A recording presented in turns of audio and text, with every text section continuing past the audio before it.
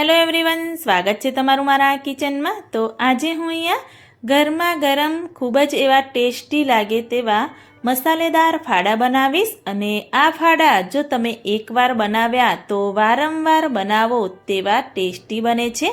જો તમને મારો વિડીયો પસંદ આવે તો સ્કીપ કર્યા વગર એન્ડ સુધી જોતા રહેજો અને તમારા ગ્રુપમાં શેર કરજો। તો મસાલેદાર ફાડા બનાવવા માટે પહેલાં મેં અહીંયા ગેસ ઓન કરી જાડા તળિયાવાળી કઢાઈ રાખી દીધી છે અને એક વાડકીના માપ પ્રમાણે મેં અહીંયા ફાડા લઈ લીધા છે। તમારે જે રીતે બનાવવા હોય એ રીતે તમે ફાડાનું માપ લઈ શકો છો। તો એક વાડકી મેં અહીંયા ફાડા લીધા છે, એને આપણે કઢાઈમાં રાખી અને ધીમી ગેસની ફ્લેમ પર એને આપણે શેકીશું। તો ફાડામાંથી મોઇશ્ચરનો ભાગ દૂર થાય અને ફાડા થોડા એવા આછા ગુલાબી કલરના શેકાય ત્યાં સુધી આપણે એને શેકતા રહીશું। થોડો એવો કલર ચેન્જ થાય ત્યાં સુધી શેકીશું। આ રીતે તમે ધીમે ધીમે શેકતા રહેશો એટલે સરસ એવી સુગંધ પણ આવવા લાગશે અને તમે જોઈ શકો છો કે કલર પણ સરસ એવો ચેન્જ થઈ ગયો છે। આપણા ફાડા શેકાઈ ગયા છે તો એને નીચે ઉતારી દઈશું અને ગેસની ફ્લેમ આપણે બંધ કરી દઈશું। ફરીથી મેં અહીંયા ગેસ ઓન કરી કઢાઈ રાખી, એમાં 3 ટેબલ સ્પૂન તેલ રાખી દીધું છે। થોડું એવું તેલનું પ્રમાણ વધારે હોય છે। તેલ થોડું ગરમ થાય એટલે રાઈનો વઘાર કરીશું। ચપટી જેવી હિંગ એડ કરી અને મીઠા લીમડાના પાન અંદર એડ કરી 2 સૂકા લાલ મરચાં એડ કરી દઈશું અને ફરીથી આપણે જે ફાડા શેક્યા છે એને આપણે અંદર તેલમાં થોડા એવા સાતળીશું। તો આ શેકેલા ફાડાને તેલમાં આપણે ફરીથી 2 થી 3 મિનિટ માટે સાતળતા રહીશું। ધીમી ગેસની ફ્લેમ પર આપણે એને સાતળવાના છે। તો આ રીતે પહેલાં શેકી અને તેલમાં ફાડાને સાતળી અને તમે આ રીતે બનાવશો તો આપણા ફાડા જે છે એકદમ છૂટા છૂટા બની અને તૈયાર થશે। તો ફાડા એવા સંતળાઈ ગયા છે તો એમાં આપણે મસાલા કરીશું। ટેસ્ટ અનુસાર મીઠું એડ કરી ચપટી જેવી આપણે હળદર અંદર એડ કરીશું। 1.5 ટેબલ સ્પૂન જેવું ધાણા જીરું પાવડર, થોડું અડધી ચમચી જેવું આપણે લાલ મરચું પાવડર અંદર એડ કરી અને આ રીતે મિક્સ કરી દઈશું। તમારે જે રીતે તીખું રાખવું એ રીતે મરચું પાવડર એડ કરી શકો છો। આ રીતે મસાલા થોડા સંતરાઈ જાય એટલે મેં અહીંયા 2 લીલા મરચાં ઝીણા કટ કરીને એડ કરી દીધા છે। થોડા એવા વટાણા, એક નાની ડુંગળી ઝીણી સમારીને એડ કરી દેવાની, થોડું બટેટું, ગાજર, બધા જ વેજીટેબલ વધારે ઝીણા પણ નહીં ને વધારે મોટા પણ નહીં એ રીતે સમારીને તમારે અંદર એડ કરવાના। થોડી કોબીજ હતી તો કોબીજ પણ હું અંદર એડ કરી દઈશ।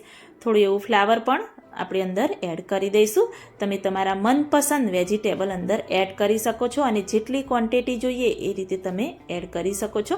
તમને અત્યારે વેજીટેબલનું માપ વધારે લાગે છે પરંતુ સરસ એવા આપણા ફાડા બનીને તૈયાર થશે એટલે વેજીટેબલ કરતાં ફાડાનું પ્રમાણ વધારે તમને દેખાશે। તો આ રીતે આપણે મિક્સ કરી દઈશું વેજીટેબલ અને ફાડા બધું જ। અને અંદર હું અહીંયા ગરમ કરીને પાણી લીધું છે તો 1.5 થી 2 ગ્લાસ જેવું આપણે અંદર પાણી એડ કરીશું। પછી જો જરૂર પડે તો તમે ઉપરથી એડ કરી શકો છો। તો આ રીતે વેજીટેબલ અને ફાડા ડૂબે એટલું આપણે અત્યારે પાણી એડ કરી દેવાનું અને બંધ કરી 15 થી 20 મિનિટ સુધી ધીમી ગેસની ફ્લેમ પર થવા દઈશું। તો 15 થી 20 મિનિટ જેવું થાય એટલે આપણે ચેક કરીશું તો તમે જોઈ શકો છો કે જરાય પણ પાણીનો ભાગ અંદર રહ્યો નથી અને સરસ એવા ફાડા આપણા બની અને તૈયાર થયા છે। તો આ રીતે ચેક કરો, જો નીચે પાણી હોય તો ફરીથી એને આપણે 1 મિનિટ જેવું થવા દેવાનું। તો આ રીતે છૂટા છૂટા એવા આપણા ફાડા બની અને તૈયાર થઈ ગયા છે। તો આ રીતે ફાડા સરસ એવા બની જાય એટલે ઉપરથી આપણે અડધા લીંબુનો રસ અંદર એડ કરી દઈશું। લીંબુનો રસ અંદર એડ કરી અને એને આપણે મિક્સ કરીશું, પરંતુ ધીરે ધીરે મિક્સ કરવાનું જેથી જે વેજીટેબલ બધા છે એ અંદર ઝીણા એવા ભાગી ન જાય, તૂટી ન જાય। તો આ રીતે મિક્સ કરી અને ગેસની ફ્લેમ આપણે બંધ કરી દઈશું અને એને એક સર્વિંગ બાઉલમાં લઈ લઈશું। તો સાંજ માટે એકદમ હળવો નાસ્તો અને ઠંડીમાં ગરમા ગરમ ખૂબ જ એવા ટેસ્ટી લાગે તેવા મસાલેદાર ફાડા બનીને તૈયાર થઈ ગયા છે। તો ઉપરથી થોડું એવું ઝીણું સમારેલું આપણે ટામેટું ગાર્નિશ કરી દઈશું। થોડા એવા સિંગદાણા ઉપરથી ગાર્નિશ કરી દઈશું। થોડું એવી આ રીતે ગાર્નિશ કરી થોડી એવી કોથમીર ઉપરથી આપણે ગાર્નિશ કરી દઈશું। તો આ રીતે મસાલેદાર ફાડા બનાવી બાળકોને લંચમાં પણ તમે આપી શકો છો।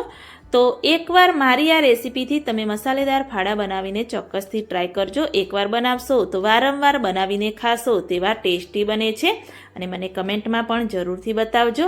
જો તમને મારી રેસીપી સારી લાગી હોય તો મારી ચેનલને લાઈક, શેર, કમેન્ટ કરજો। મળીએ કોઈક નવા વિડીયો સાથે, નવી માહિતી સાથે। ત્યાં સુધી